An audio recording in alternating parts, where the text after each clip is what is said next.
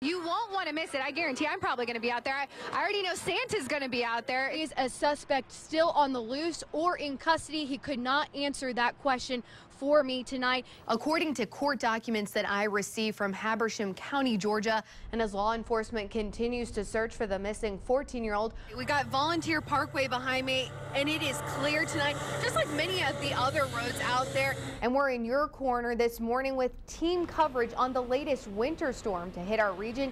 When they arrived, they also noticed a woman outside who was severely burned, and police say she was then taken to the hospital where she later died. We have just arrived on scene, Josh and Sarah, so we have not been able to talk to police, but I'm just going to step out of the way. Right here, we've got the CDC website up for you. The government has an entire section just on the flu. 3 of these alleged rape cases are still open. No one has been charged in any of these cases, and administrators say they have no reason to believe that any of these cases are related. I started digging for more answers when I found out Benjamin Shook didn't raise any red flags here in Tennessee when he applied for and got a state-issued identification card, despite being wanted for arrest in neighboring Georgia.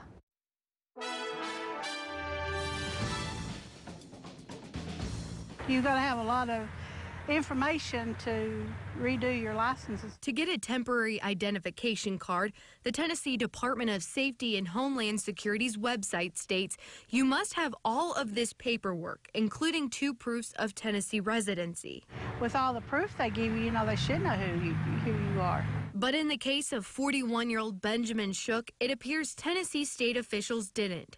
After being released from prison in September of last year, the Georgia Bureau of Investigation says Shook failed to register as a sex offender, which is not only required by law, but was part of a plea deal in 2005. By the end of last September, Shook had a warrant out for his arrest in Georgia. But our investigation found Shook didn't just escape arrest in Georgia. Shook was able to get a Tennessee-issued temporary ID card last February using a Morristown, Tennessee address. A lot concerning, especially when it comes to like missing, children and things like that, because they can let just anybody pass through the system. By law, Shook was supposed to register as a convicted sex offender in Tennessee and notify the Department of Safety about his sex offender status, something that would have been notated on his Tennessee ID. But he didn't, and it appears no one questioned a thing. You never know when somebody's going to leave like he did and come here. A system that depends on the offender to self-report appears to have allowed a convicted sex offender to get a state-issued ID. Every state should know about the offenders like that. In the weeks before he and a teenage girl disappeared.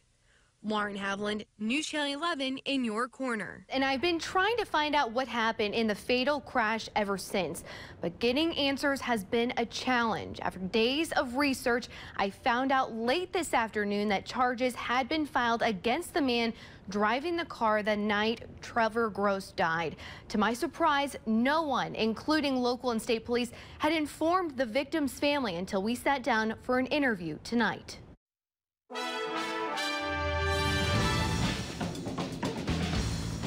A grieving family should not have to go beg for justice. Since January 27th, Chris and Alice Chamberlain have been searching for answers as to what happened the night their 21-year-old son, Trevor, died. Of course, I wanted to know what happened, so I started asking questions. He was the passenger in 22-year-old Jason Missley's car during a high-speed chase. My biggest question was, why did the pursuit start? According to court documents, the chase started because Missley was driving erratically. What is the policy on high-speed chases? And we would like an answer from the sheriff. We think the public deserves an answer. Greene County Sheriff Pat Hankins turned the investigation over to the THP because it involved one of his officers. THP would only say the investigation is ongoing and that alcohol may have been a factor, but test results weren't complete. And that could be up to 8 months. So basically, we were left to try to dig for answers. But when we went to ask for answers, we just got nothing. Then, 2 months after the wreck, without telling the Chamberlains, THP placed charges against the driver, seen here after an earlier arrest.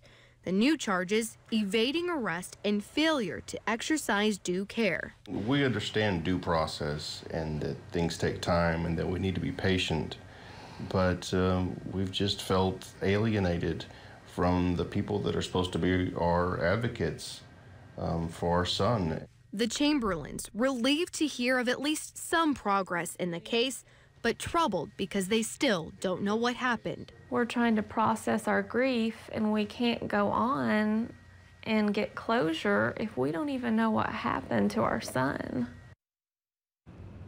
I spoke to Jason Missilly's lawyer, Troy Bolin, today. Bolin said his office has actually been conducting its own independent investigation since 2 days after the accident. He told me that it's too early to comment any further. Missilly is expected to be in court in June.